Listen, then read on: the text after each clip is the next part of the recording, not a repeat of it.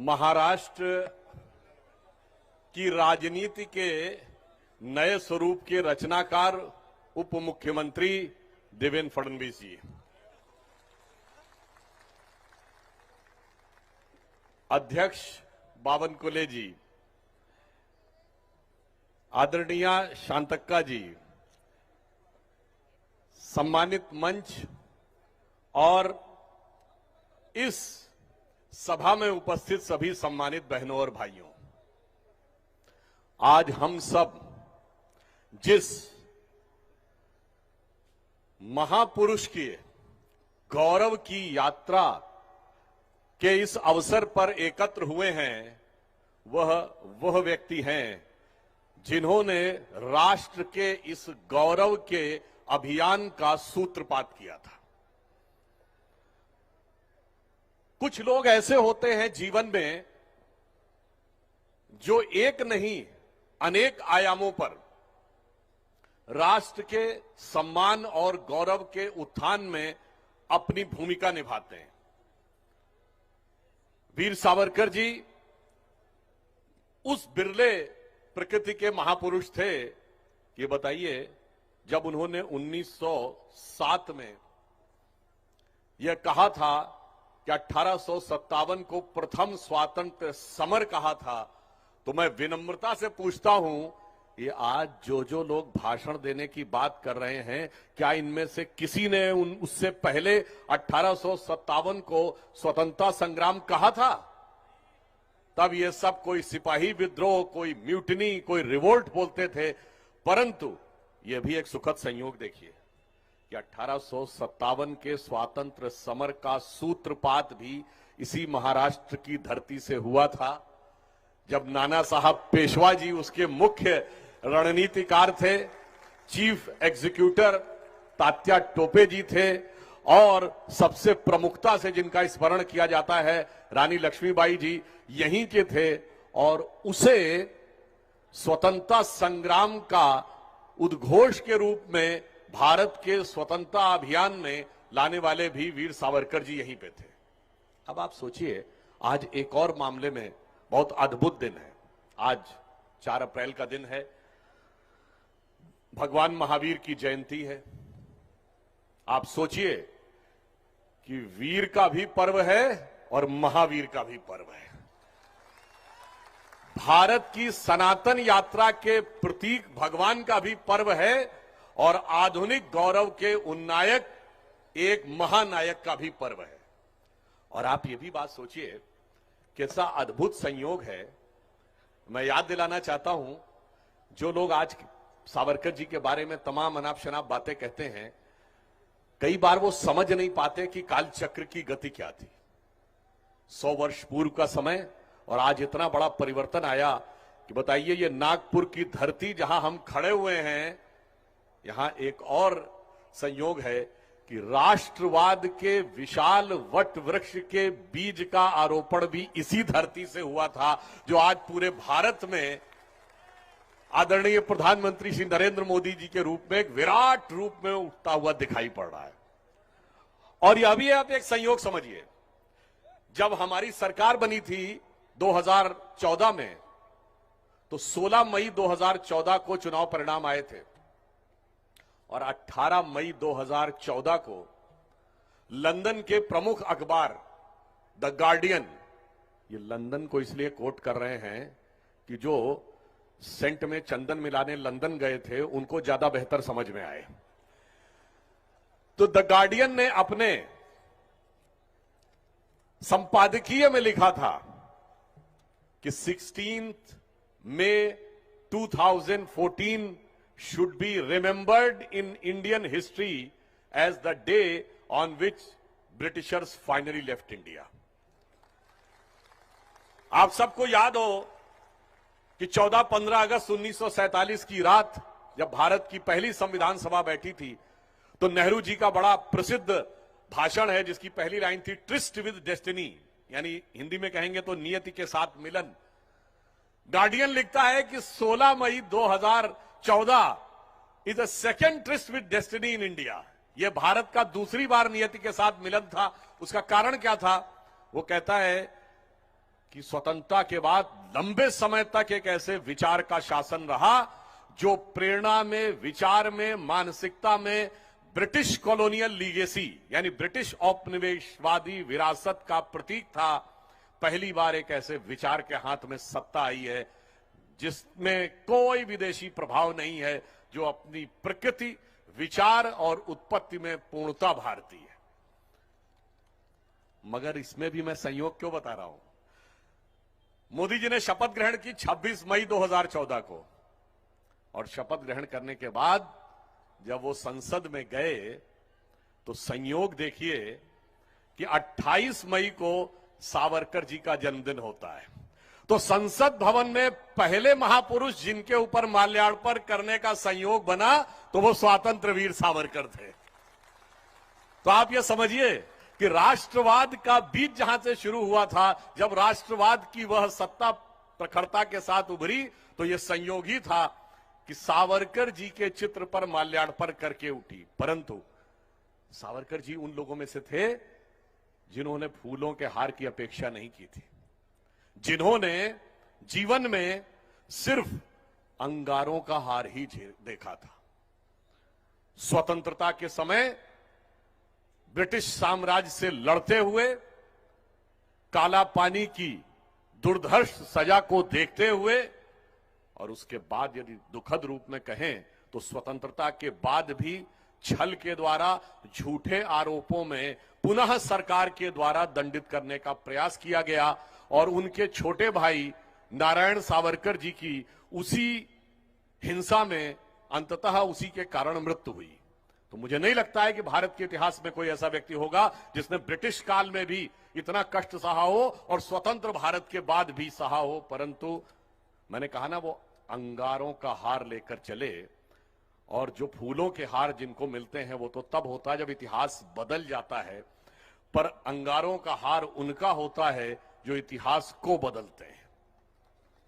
तो मैं सावरकर जी के लिए कहना चाहूंगा कि अंगार हार उनका जिनकी सुन हाक समय रुक जाता है, आदेश जिधर कर देते हैं इतिहास उधर मुड़ जाता है। और आपने देखा कि वो इतिहास का बदलाव दिखाई पड़ा।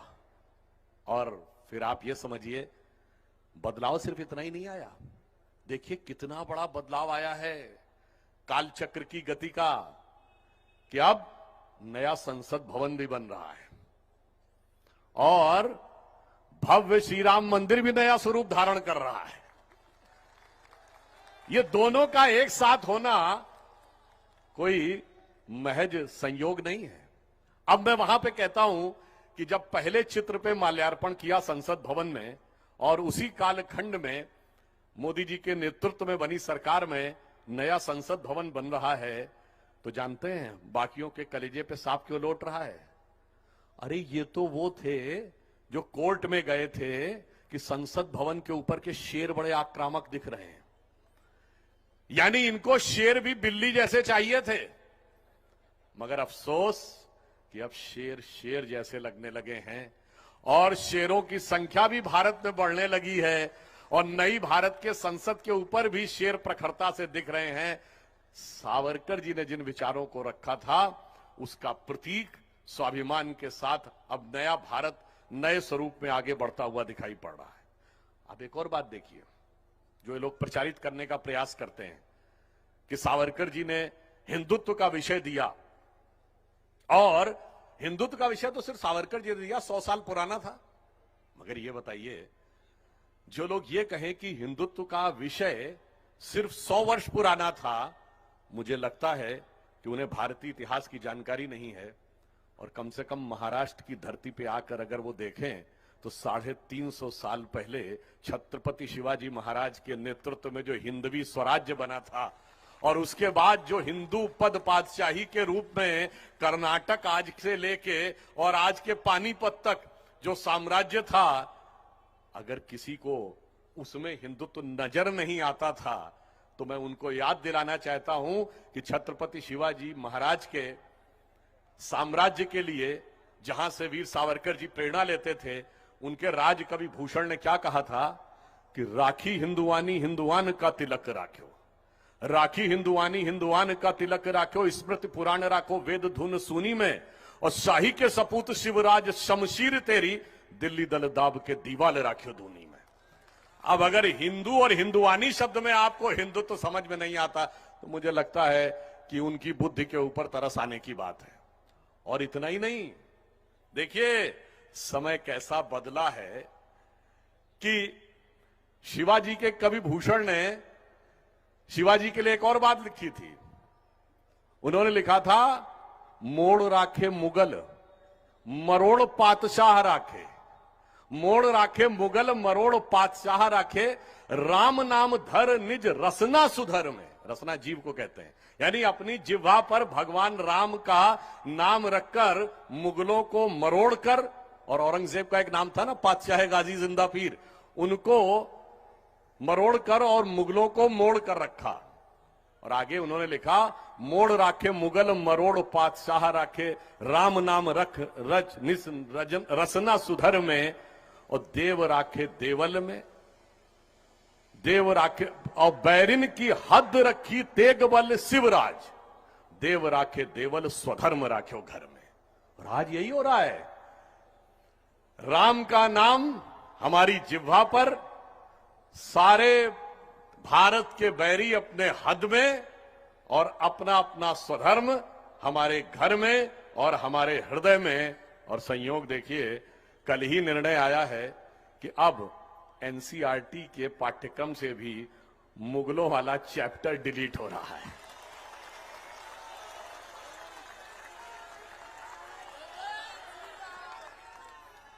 और अनेक राज्य सरकारों ने भी किया है। और मैं तो जहां उत्तर प्रदेश का रहने वाला हूं, वहां घोषणा कर दी गई है कि अब मुगलों का चैप्टर बंद। और यह भी संयोग देखिए कि राष्ट्रपति भवन के मुगल गार्डन का नाम भी मुगल उद्यान हो गया है। तो मुझे लगता है जब यह सब कुछ होना था, तो जो वीर सावरकर जी ने 100 वर्ष पूर्व स्वप्न देखा था कि भारत उस गौरव के साथ उभरता खड़ा होगा, वो आज मोदी जी के नेतृत्व में उभरता हुआ दिखाई पड़ रहा है। परंतु मैं ये अभी याद दिलाना चाहता हूं, बहुत से लोग हम लोगों पे आरोप लगाते थे जब हम लोग आंदोलन कर रहे थे कि भाई इन लोगों का नारा है रामलला हम आएंगे, मंदिर वहीं बनाएंगे, तारीख नहीं बताएंगे। पर रामलला का मंदिर कोई इमारत नहीं थी, और उसके निर्माण का काल एक काल चक्र की गति थी, कोई तारीख नहीं थी। अब आप देखिए, शायद भगवान का मंदिर इंतजार कर रहा था कि जब भारत इस स्थिति में स्वाभिमान के साथ होगा, तो भारत के स्वाभिमान की पताका और राम मंदिर की पताका एक साथ ऊपर आएगी। और यह भी देखिए, भगवान राम यदि रावण को मारकर ही धर्म की स्थापना होनी थी, तो बहुत सहज था। अयोध्या के राजा के रूप में उत्पन्न हुए थे, सेना लेके जाते, रावण को मार देते। पर क्या उससे धर्म की स्थापना होती? नहीं। जनता में विश्वास नहीं आता, क्योंकि लोग कहते आप तो राजा थे, आपने के पास क्षमता थी, कर दिया, हम तो सामान्य व्यक्ति हैं।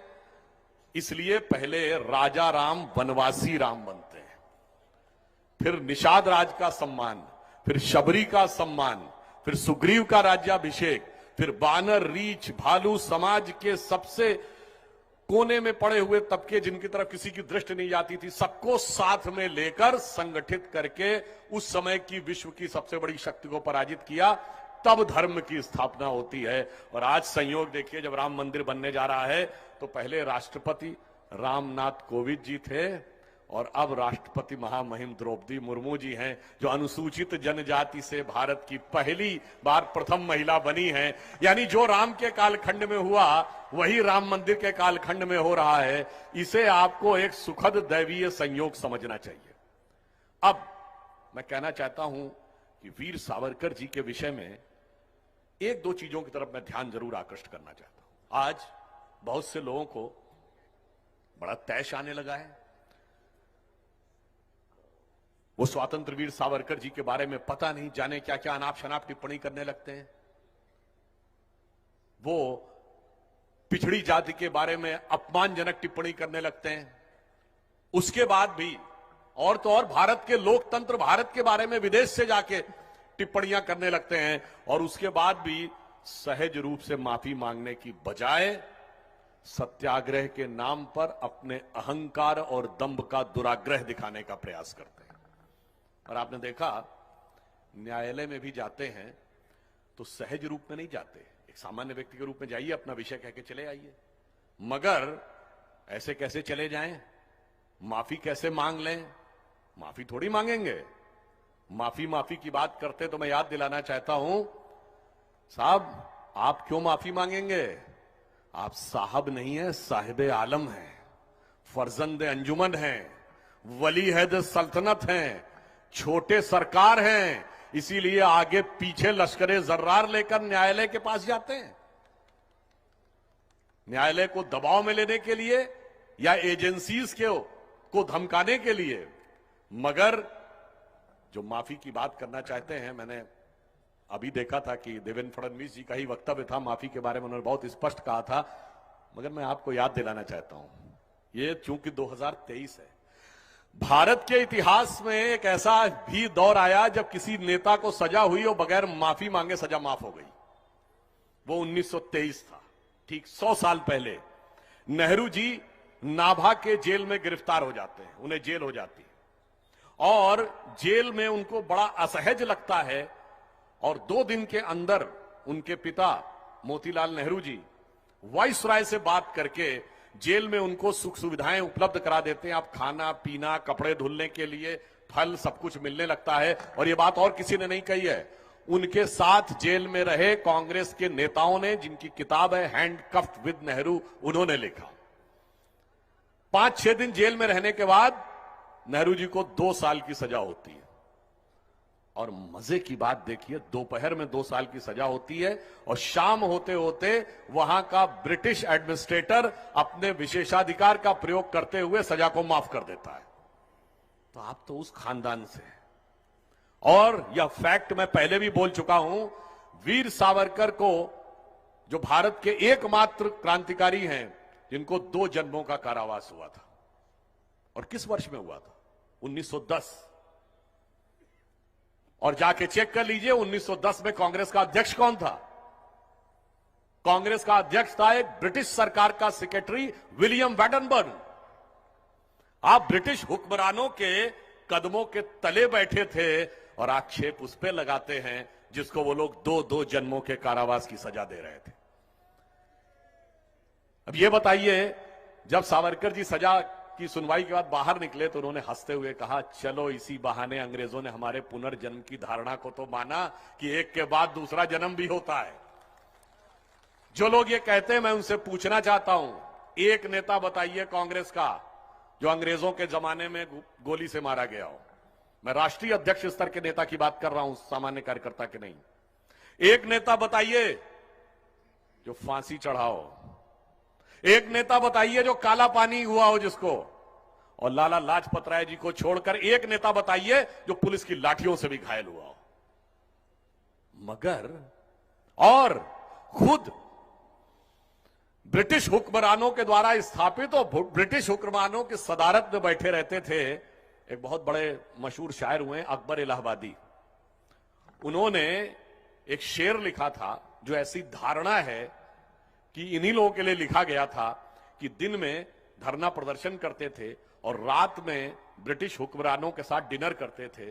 तो उनका शेर था कि कौम के गम में खाते हैं डिनर हुक्काम के साथ, रंज लीडर को है बहुत मगर आराम के साथ। जिनके लिए यह कहा गया, और जो लोग स्वतंत्रता का आंदोलन कभी लड़े नहीं, कभी फांसी चढ़े नहीं, कभी काला पानी गए नहीं, कभी गोली खाई नहीं, सारा का सारा क्रेडिट वही ले गए। और जिसने जीवन भर संघर्ष किया, लंदन से लेकर भारत तक संघर्ष किया, जो काला पानी तक की सजा भुगते, उन्हें श्रेय नहीं मिला। तो इस पर तो मुझे वो पंक्ति याद आती है कि स्वतंत्र भारत के इतिहास के साथ जो मजाक हुआ कि नौरंगिए सियासते दौरा तो देखिए, नौरंगिए सियासते दौरा तो देखिए कि मंजिल मिली उन्हीं को जो शरीके सफर न थे। जो सफर में ही नहीं थे, मंजिल वो पा गए, और जिन्होंने पूरा अपना प्राण लगाया उन्हें नहीं प्राप्त हुआ। अब मैं यहां पर एक फैक्ट बता देना चाहता हूं जो बहुत दुष्प्रचारित करने का प्रयास किया जाता है। भारत को आजादी किस आधार पर मिली? कहा जाता है कि वीर सावरकर जी ने यह कहा भारतीय युवकों से कि ब्रिटिश सेना में शामिल होना चाहिए। यह आरोप लगाया जाता है ना। बिल्कुल उन्होंने बहुत सोच विचार करके यह बात कही थी। मैं कोट करना चाहता हूं, डॉक्टर अंबेडकर ने अपनी किताब में लिखा है, पाकिस्तान अथवा भारत का विभाजन, Pakistan and the partition of India, उसका जो हिंदी अनुवाद है उसमें 300 पृष्ठ के आसपास लिखा हुआ है कि भारत की सेना के अंदर बहुत विचित्र प्रकार का गैर बराबरी का संतुलन था। इसलिए यह बहुत आवश्यक था कि भारतीयता को मजबूत करने के लिए जाकर वहां पर उन्होंने कहा कि महार जाति के युवकों को जाकर सेना में सम्मिलित होना चाहिए। वीर सावरकर ने सेकेंड वर्ल्ड वॉर शुरू होने के बाद कानपुर में अपने भाषण में कहा कि ये अंग्रेज भारतीयों को लाइसेंस तक हथियार का नहीं देते, अगर आपके पास कोई हथियार बरामद हो जाएगा तो जेल कर देंगे। आज उन्होंने कहा कि आज उनकी मजबूरी है, वो आपको राइफल भी देंगे, मशीन गन भी देंगे, तोप भी देंगे, जंगी और लड़ाकू जहाज भी जाने देंगे। इस मौके का फायदा उठाइए और जाइए। अब आप कहेंगे उसके जाने से हुआ क्या?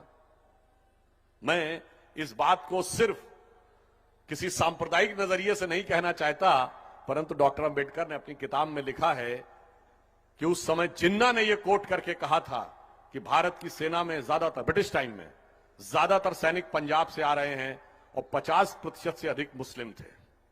और उन्होंने कहा था यह देश विभाजित होगा या नहीं भी होगा, यह हमारी ताकत बनेंगे। मगर जो सावरकर जी की दूरदृष्टि थी, वही जो विचार डॉक्टर अंबेडकर का था। और डॉक्टर अंबेडकर ने कहा कि यदि भारत आजाद हो गया तो उसके बाद अगर हमारी सेना के अंदर एक समरसता नहीं रही तो पता नहीं क्या परिस्थिति बनेगी। ये डॉक्टर अंबेडकर ने अपनी किताब में लिखा है। दोनों का विचार एक था और वास्तविकता में क्या हुआ, मैं याद दिलाना चाहता हूं कि देश की आजादी के समय जब 25 जून 1944 को नेताजी सुभाष चंद्र बोस ने आजाद हिंद रेडियो से अपने उद्बोधन में कहा, यह आज भी नेताजी की वॉइस में अवेलेबल है, कोई जाके उसको सुन सकता है। उन्होंने कहा, जब आज, ये 44 में कह रहे हैं नेताजी, जब आज कांग्रेस के ज्यादातर नेता आजाद हिंद फौज के सैनिकों को भाड़े का सैनिक कह के उनका उपहास उड़ा रहे हैं और ताना मार रहे हैं, मुझे इस बात की खुशी है कि मिस्टर सावरकर जैसे कुछ लोग दूरदर्शी हैं जो भारत की सेना में युवकों को शामिल करने के लिए कह रहे हैं और यह हमारी शक्ति बन रहे हैं। कौन लोग गए थे वहां? वो भारतीय सैनिक ही तो गए थे। और यह बात मैं इसलिए प्रमाण के साथ कहता हूं कि जब भारत को आजादी मिलने की बात आई तो एक बहुत बड़ा घटनाक्रम है जिसका संबंध महाराष्ट्र की धरती से है और जिसे छुपा दिया जाता है। ये बताइए, 42 का भारत छोड़ो आंदोलन 2 महीने में क्रश कर दिया गया था। फिर 43, 44, 45, 46, 47 कोई आंदोलन ही नहीं था, तो काहे छोड़ के चले गए अंग्रेज? मतलब ये तो प्रूवन फैक्ट है ना कि 5 साल कोई स्वतंत्रता आंदोलन नहीं था, फिर क्यों छोड़ के चले गए? और तो मैं बड़ा बात कहूं, इरविन के साथ पैक्ट हुआ मार्च 1931 से 1947 तक केवल भारत छोड़ो आंदोलन के 2-2.5 महीने छोड़ दें, कौन सा आंदोलन हुआ बताइए, रिसर्च करिए। 17 साल कोई आंदोलन ही नहीं और 5 साल तो बिल्कुल कोई आंदोलन नहीं, फिर क्यों छोड़ के चले गए? इसलिए छोड़ के चले गए कि मैं आपको यह फैक्ट बताता हूं कि जब आजाद हिंद फौज के सैनिकों के ऊपर लाल किले में केस चल रहा था तो उस समय के जो ब्रिटिश आर्मी चीफ थे क्लॉड मैकॉनले, वो वाइस राय को लेटर लिखता है नवंबर 1945 में कि भारत के सैनिकों में बहुत असंतोष उबल रहा है, इसलिए इनके खिलाफ मुकदमा रुकवा दीजिए, अन्यथा ये भारत के सैनिकों की ब्रिटिश क्राउन के प्रति निष्ठा समाप्त हो गई है। फिर वो 11 फरवरी 1946 को 4 महीने बाद लिखता है कि अब स्थिति खतरनाक लेवल तक पहुंच गई है और कभी भी कुछ भी हो सकता है, और 16 फरवरी 1946 को बॉम्बे में इंडियन नेवी में अपराइजिंग होती है। भारत के 9 सैनिक उठ के खड़े हो जाते हैं ब्रिटिश सरकार के विरुद्ध और 2 दिन के अंदर उसका प्रभाव कराची से कलकत्ता तक पहुंचता है और 20,000 नौसैनिक उसमें शामिल हो जाते हैं। 100 से अधिक जो नौसेना के जहाज थे वो भारतीय सैनिकों के कब्जे में आ जाते हैं। अंग्रेजों के हाथ पांव फूल जाते हैं, वो नियंत्रण नहीं कर पाते हैं। आखिर में वो कांग्रेस के नेताओं की मदद लेते हैं और तब सरदार पटेल और नेहरू जी के समझाने पे वो लोग वापस आते हैं और वो 28 फरवरी यानी 10-11 दिन के बाद वो विषय समाप्त होता है। पर इस चीज से ब्रिटिश सरकार पूरी तरह हिल जाती है और उसे लगता है कि अब इस सेना पर हमारा कोई नियंत्रण नहीं है। ये वही चीज थी जो दूरदर्शी सावरकर ने 7-8 साल पहले देख ली थी। और यह बात मैं प्रमाण के साथ कहता हूं ताकि हमारे विरोधी जो कुछ भी अनाप शनाप बोलने लगते हैं उनके संज्ञान में रहे कि मार्च 1946 में यानी ठीक उसके 15 दिन बाद जो बॉम्बे में नेवल अपराइजिंग हुई उसके बाद ब्रिटिश सरकार के प्रधानमंत्री क्लेमेंट एटली ब्रिटिश पार्लियामेंट में अपना भाषण देते हुए कहते हैं 15 मार्च 1946 कोई भी जाके ब्रिटिश संसद से वो भाषण देख सकता है। वो कहते हैं कि भारत के अंदर माहौल अब बहुत अलग है। ये 1920 जैसा नहीं है, ये 1930 जैसा नहीं है, आगे उनका शब्द है ये 1942 जैसा भी नहीं है। उन्होंने कहा कि अब भारत की सेना के जो भारतीय सैनिक हैं उनकी निष्ठा, जिन्होंने सेकेंड वर्ल्ड वॉर और फर्स्ट वर्ल्ड वॉर में हमारा साथ दिया, अब उनकी निष्ठा हमारे प्रति नहीं रह गई है। इसलिए अब हमें भारत से अलग हो जाना चाहिए। तो आप सोचिए कि वास्तविकता में आजादी का कारण क्या था। जो डॉक्यूमेंट, फैक्ट और जो वहां पर ब्रिटिश प्रधानमंत्री बोल रहा है उन तीनों के साथ दिखाई पड़ता है। यदि वीर सावरकर की दूरदृष्टि नहीं होती तो भारत की स्वतंत्रता का वह स्वरूप उभर कर सामने नहीं आता। मगर अफसोस कि वो लोग जो लोग हमारे विचारों के खिलाफ, वीर सावरकर जी के खिलाफ कितना भी बोलते रहते हैं, यात्रा भी निकालते रहते हैं, विदेश से भी जाते रहते हैं, बहुत कुछ बोलते रहते हैं, मगर अभी मंजिल तो नहीं पा पाए हैं, आदत भी नहीं बदली है। उनकी तो हालत यह है सेकुलरिज्म के नाम पर भारतीय जनता पार्टी का विरोध करते रहो, फिर मनगढ़ंत इतिहास के द्वारा कुछ भी उल्टी सीधी बातें करते रहो, सावरकर जी जैसे महान स्वतंत्रता संग्राम सेनानी का अपमान करते रहो, मगर उसका निष्कर्ष क्या हुआ? इनका निष्कर्ष यह है कि इनके लिए वो हालत लागू होती है कि कश्ती भी नहीं बदली, दरिया भी नहीं बदला, कश्ती भी नहीं बदली, दरिया भी नहीं बदला, पर इन डूबने वालों का जज्बा भी नहीं बदला। और है शौक के सफर ऐसा, एक उम्र हुई हमने, मंजिल भी नहीं पाई, रास्ता भी नहीं बदला। तो बगैर मंजिल के चलते रहे और फिर ये कहते हैं कि हम तो मोहब्बत की दुकान सजाने आए नफरत के बाजार में। जनाब, आप केरल से शुरू करते हैं तो पहला आपका साथी वो होता है जिसने सड़क के ऊपर बीफ पार्टी की थी। आप तमिलनाडु में आते हैं तो आप उस पादरी को गले लगाते हैं, फादर पूनिया, जो कहता है कि मैं जूते इसलिए पहनता हूं कि भारत की धरती को पवित्र समझता हूं। आप कर्नाटक जाते हैं तो आपका कार्यकारी अध्यक्ष, पूर्व कार्यकारी अध्यक्ष ये कहता है कि हिंदू शब्द बहुत गंदा है। महाराष्ट्र में आते हैं तो वीर सावरकर के विरुद्ध जाने क्या क्या अनाप शनाप बोलने लगते हैं। मैं पूछना चाहता हूं, इतने जहर बुझे सामानों के साथ कौन सी मोहब्बत की दुकान सजा रहे थे श्रीमान? वास्तविकता में इस नफरत के भरे सामानों के साथ जो आप चल रहे थे, वो स्थिति के कारण ही आज आपकी पार्टी उस गति या स्थिति में पहुंची। अब मैं एक पॉइंट और आपको बताना चाहता हूं जो मुझे लगता है कि शायद हमारे जो विरोधी बहुत बोलते हैं उनके लिए सोचने की बात होगी। अभी मैं एक टीवी डिबेट में था तो उसमें एक रैपिड फायर क्वेश्चन था। रैपिड फायर क्वेश्चन में क्या होता है कि वो आपको एक चित्र दिखाएंगे और कहेंगे इस पर तत्काल टिप्पणी करिए कि आपकी क्या टिप्पणी है। तो मुझे जानते क्या चित्र दिखाया गया? वीर सावरकर और महात्मा गांधी। और प्रश्न क्या पूछा गया कि भारत की स्वतंत्रता में अधिक महत्वपूर्ण योगदान किसका, वीर सावरकर या महात्मा गांधी? तो मैंने ये उत्तर दिया, मैंने कहा महोदय 26 मई 1920 को महात्मा गांधी ने यंग इंडिया, उस समय मैं हरिजन बोल गया था, 2 अखबार निकालते थे ना गांधी जी, यंग इंडिया और हरिजन। मैंने कहा यंग इंडिया में महात्मा गांधी जी ने एक आर्टिकल लिखा जिसका शीर्षक था सावरकर ब्रदर्स, और उन्होंने लिखा कि मेरी नजर में सावरकर बंधु चतुर, साहसी और देशभक्त हैं।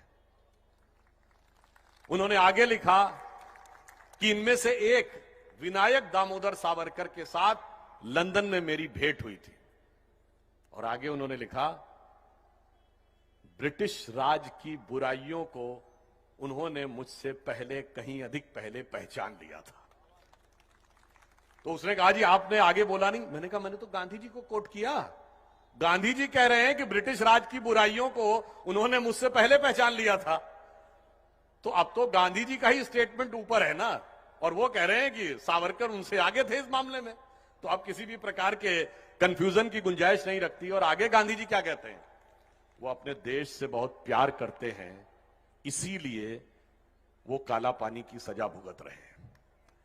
उन्होंने कहा कि यदि वो किसी न्यायपूर्ण व्यवस्था में होते तो वो किसी उच्च पद पर आसीन होते। अब बताइए, ये महात्मा गांधी को तो समझ में आ गया था, मगर आज के गांधी को समझ में नहीं आ रहा है, तो हम क्या कर सकते हैं। एक वो थे, एक ये हैं। उनका पता है, उनको कितना पता था और इनको कितना पता है, बताइए। और इतना ही नहीं, आगे उन्होंने ये भी लिखा वो देश को बहुत प्यार करते हैं। अब बताइए वो सही कि ये सही?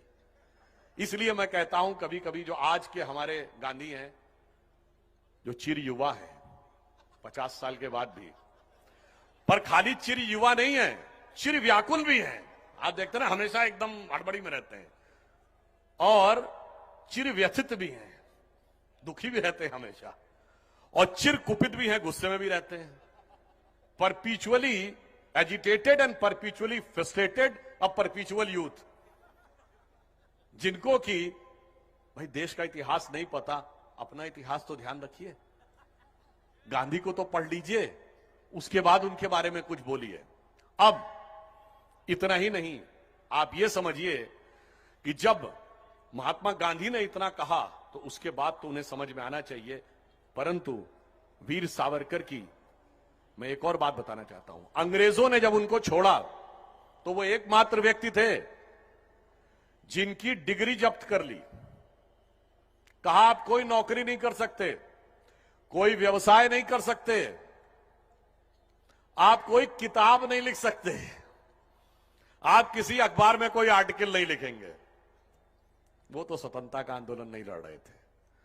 और जो जेल में रहते थे और जलवे में जलवाए जलाल से रहते थे, जेल में रह के जिनको किताब लिखने का अधिकार प्राप्त था, नेहरू जी को, और किताब लिखने का अधिकार ही नहीं प्राप्त था, किताब लिखने के लिए सेक्रेटरी भी अवेलेबल था, मतलब खानसामा भी था, सहयोगी भी था, और किताब लिखने के लिए सेक्रेटरी भी अवेलेबल था। वो लड़ाई लड़ रहे थे, और जिसके ऊपर ये प्रतिबंध लगा दिया था कि डिग्री भी जब्त कर ली थी कि किसी अखबार में किताब तो क्या, अखबार में भी आर्टिकल नहीं लिखेंगे, वह लड़ाई नहीं लड़ रहे थे।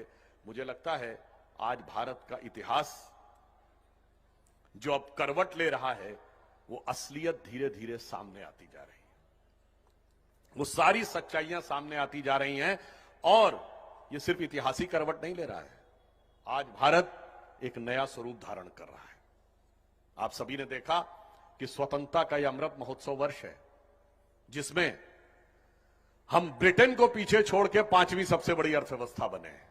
कितना सुखद संयोग है कि जिसने हम पे हुकूमत की थी, हम उसको पीछे छोड़कर 5वीं बड़ी अर्थव्यवस्था बने हैं। और ऑटोमोबाइल के मैन्युफैक्चरिंग में हम तीसरे नंबर के देश बने हैं, जापान को छोड़कर। अब अमेरिका और चीन के बाद हम तीसरे नंबर के देश। मोबाइल हैंडसेट जो बनता है, इसकी मैन्युफैक्चरिंग में हम दूसरे नंबर के देश बन गए हैं, यानी चीन के बाद सबसे ज्यादा मोबाइल हैंडसेट बनाने वाले हम देश बन गए हैं। और आप देख रहे हैं भारत में सुदीर्घ राजपथ का निर्माण होता चला जा रहा है, जो मैसिव इंफ्रास्ट्रक्चर हो रहा है। हमारे नितिन गडकरी जी यहीं से सांसद हैं, इतना बड़ा निर्माण होता दिख रहा है। इंफ्रास्ट्रक्चर के इन्वेस्टमेंट में हम दुनिया के नंबर 1 के देश बन गए हैं। अमेरिका से ज्यादा इंफ्रास्ट्रक्चर पे इस समय हमारा इन्वेस्टमेंट है। तो ये पूरा ग्रेजुअल परिवर्तन दिखाई पड़ रहा है, और अब परिवर्तन एक और चीज में भी दिख रहा है। अभी आपने देखा कि पीओके में देवी मां के एक मंदिर के जीर्णोद्धार की परमिशन दे दी गई। कितना अद्भुत है।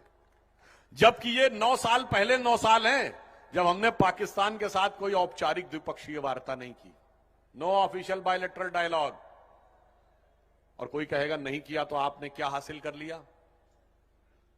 ये तो मैंने उदाहरण दिया पीओके में क्या हो रहा है। जानते क्या हासिल किया? याद करिए, पिछली सरकार के समय में कांग्रेस के वो पाकिस्तान की नेशनल असेंबली में वहां के एक सांसद बोले थे कि शाह महमूद कुरैशी साहब, जो उस समय के विदेश मंत्री थे, वो आए, आर्मी चीफ भी खड़े थे, उनके पांव कांप रहे थे। उन्होंने कहा खुदा का वास्ता है अभिनंदन को वापस कर दो, वरना शाम तक इंडिया अटैक कर देगा। आप सोचिए, ऐसी बात सुनने को तो 1971 में भी नहीं मिली थी। ये हमने हासिल किया। और इतना ही नहीं, ये बताइए, जो लोग ये कहते थे कि राम मंदिर अगर बन जाएगा तो मिडिल ईस्ट से हम लोगों को पेट्रोल मिलना बंद हो जाएगा, यही कहते थे ना आज से 25-30 साल पहले। और हकीकत क्या है कि राम मंदिर तो बन ही रहा है, भव्य राम मंदिर। अबू धाबी में भी मंदिर बन रहा है। और इतना ही नहीं, आप सोचिए, 4 मिडिल ईस्ट के कंट्रीज ने मोदी जी को अपना सर्वोच्च नागरिक सम्मान दिया है। और इतना ही नहीं, जो हमारे पड़ोसी का, पाकिस्तान का सबसे खास हम सफर, हम प्याला, हम निवाला, हमराज यूनाइटेड अरब अमीरात, उसने मोदी जी को अपना highest civilian award order of the जायद दिया है। आप सोचिए, यदि नेतृत्व सक्षम हो तो क्या क्या परिवर्तन हो सकता है। आप सोचिए कि राष्ट्र के इस पूरे कालखंड में यह परिवर्तन आ रहा था। इसीलिए मैंने कहा कि यदि सावरकर जी ने जो दृष्टि देखी थी स्वतंत्रता के बाद, पहले उन्हीं के चित्र पर माल्यार्पण हुआ था, तो मान लीजिए यह किसी बड़े परिवर्तन का संकेत था। और अब हम जिस मुकाम के ऊपर बैठे हुए हैं, विश्व में एक बड़ा परिवर्तन हो रहा है और भारत उसमें महत्वपूर्ण भूमिका निभाने जा रहा है। आज हमारी विदेश में स्थिति यह बनी है कि रशिया यूक्रेन का युद्ध हो रहा है तो केवल एक ही नेता विश्व में ऐसे हैं जो दोनों देशों के प्रमुखों से बात कर सकते हैं। चीन के राष्ट्रपति शी जिनपिंग अगर बात करेंगे तो पुतिन उनसे बात करेंगे, जेलेंस्की उनकी बात नहीं मानेंगे। अगर अमेरिका के राष्ट्रपति बाइडेन साहब बात करेंगे तो जेलेंस्की उनकी बात मानेंगे, पुतिन नहीं मानेंगे। मगर हमारे और आपके प्रिय नेता नरेंद्र मोदी जी जब बात करेंगे तो पुतिन भी सुनते हैं, जेलेंस्की भी सुनते हैं। और आपने देखा कि पुतिन जी के सामने मोदी जी ने, उनके सामने रूस और यूक्रेन दोनों को इस बात के लिए धन्यवाद दिया कि उन्होंने भारत के छात्रों को आने दिया। और आप देखिए, पुतिन जी ने उनकी तारीफ भी की। अब हम क्या कहें, हमारे रशिया के जो पुतिन जी हैं उनको तो समझ में आ गया, अपने घर के भैया पुतिन को समझ में नहीं आ रहा है। तो अब इसके लिए हम क्या कर सकते हैं? विश्व में इतना बड़ा बदलाव आ रहा है। परंतु हम यह भी कहना चाहते हैं कि जब इतना बड़ा बदलाव आ रहा है और इस सब का सूत्रपात सैद्धांतिक रूप में 350 साल पहले से लेके 100 साल पहले से लेके इसी महाराष्ट्र की धरती पे हुआ, तो महाराष्ट्र को उसमें अग्रणी भूमिका में क्यों नहीं होना चाहिए? जब जब इस देश में बड़ा परिवर्तन का दौर आया है तो महाराष्ट्र ने उसमें एक विशेष अग्रणी भूमिका निभाई है। तो मैं मानता हूं कि जब मोदी जी के नेतृत्व में भारत एक नए स्वरूप की तरफ अंगड़ाई लेता हुआ एक नए विहान की तरफ आगे बढ़ रहा है, तो महाराष्ट्र को उसमें एक महत्वपूर्ण भूमिका निभाना नहीं है, अग्रणी भूमिका निभाना है, जो स्वतंत्रता संग्राम से लेके, स्वतंत्रता के समय से लेके और एक नए वैचारिक विचार को स्थापित करने से लेकर है।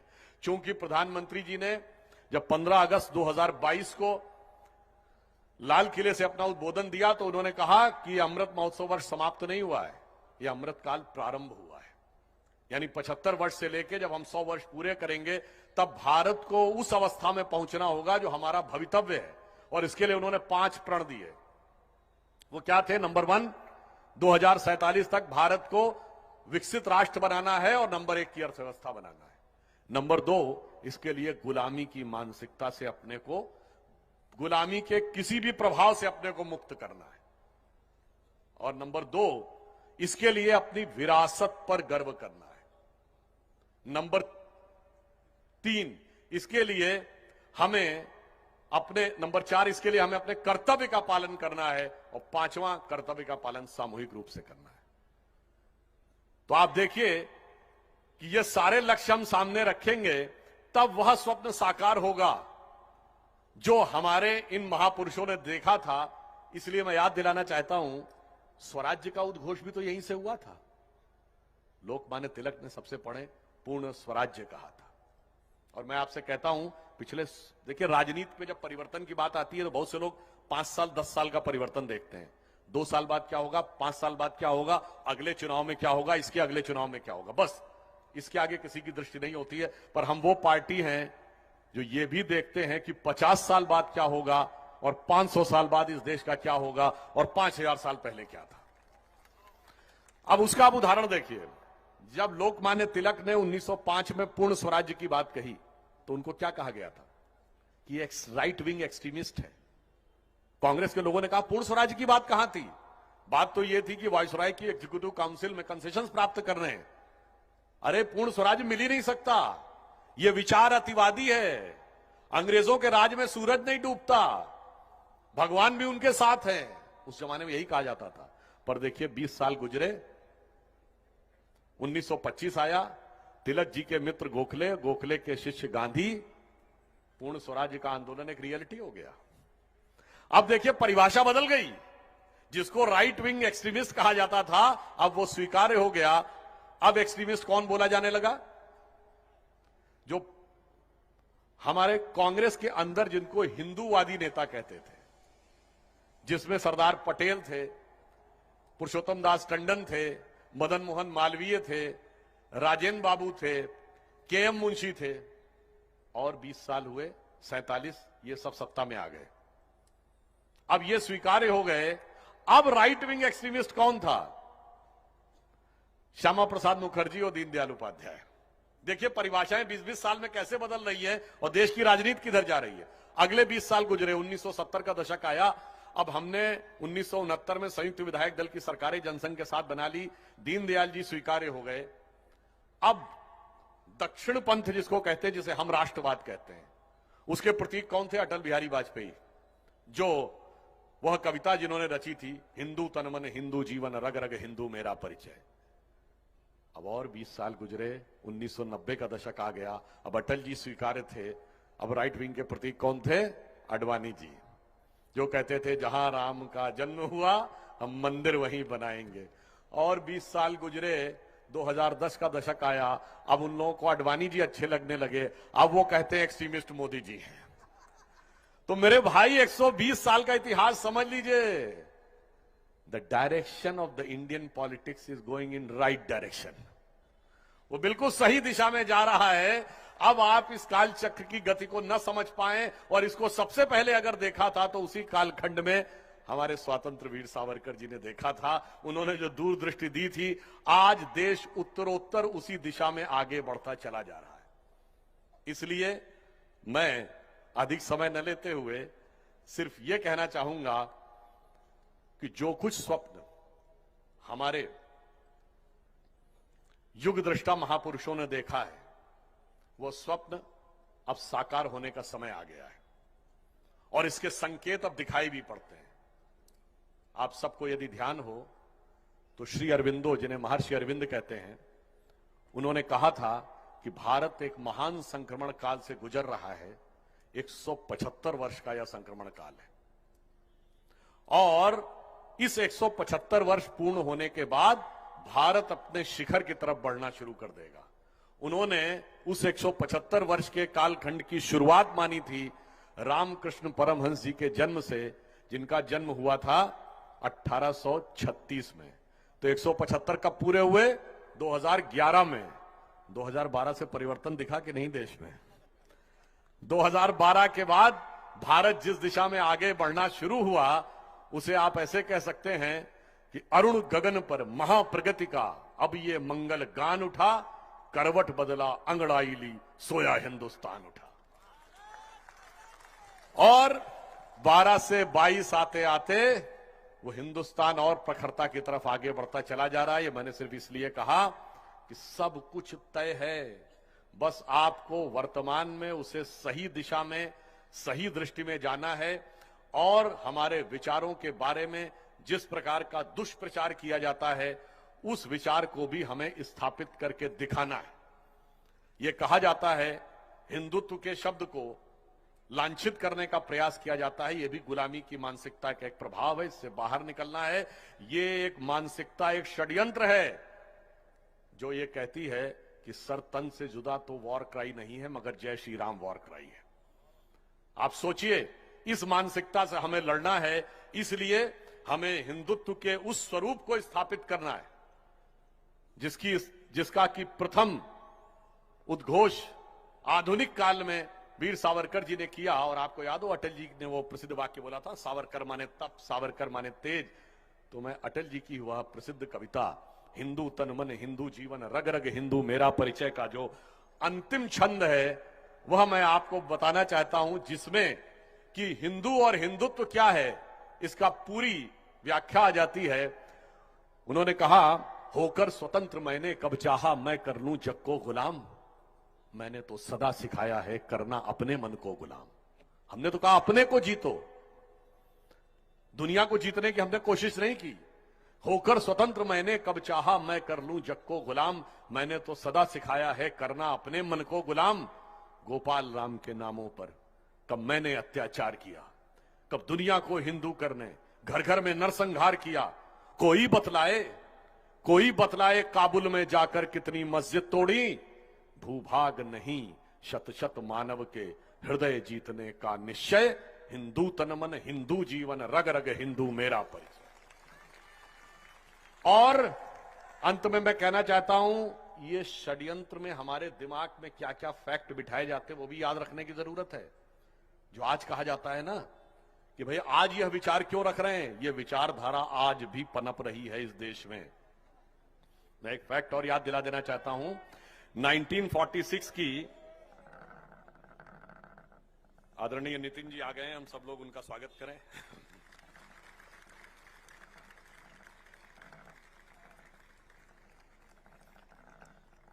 जो लोग कहते हैं ना कि भाई आज के युग की बात, भारत की बात करिए, बाहर की बात क्यों कर रहे हैं, तो मैं याद दिलाना चाहता हूं 1946 की कॉन्स्टिट्यूएंट असेंबली में मोहम्मद अली जिन्ना कहां से चुन के गया था संविधान सभा में?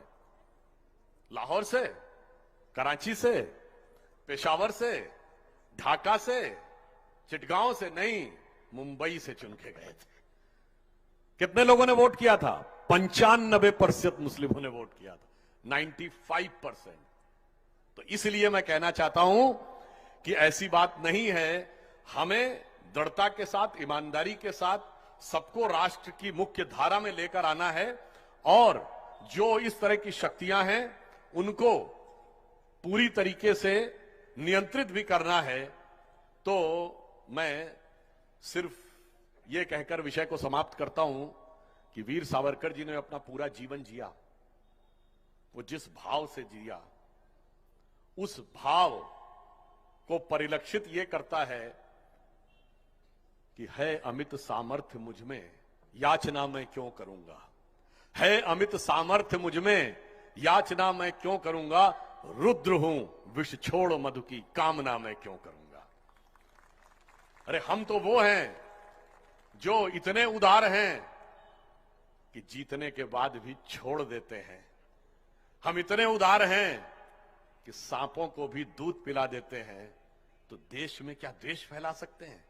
मगर यह भी याद रखना चाहिए कि अगर हम दूध पिलाने की उदारता दिखाते हैं तो हम यह भी दिखाते हैं कि राजा जन्मेजय की तरह नागों का नाग यज्ञ भी कर सकते हैं, जिसमें सारे नाग आकर भस्म हो जाते हैं।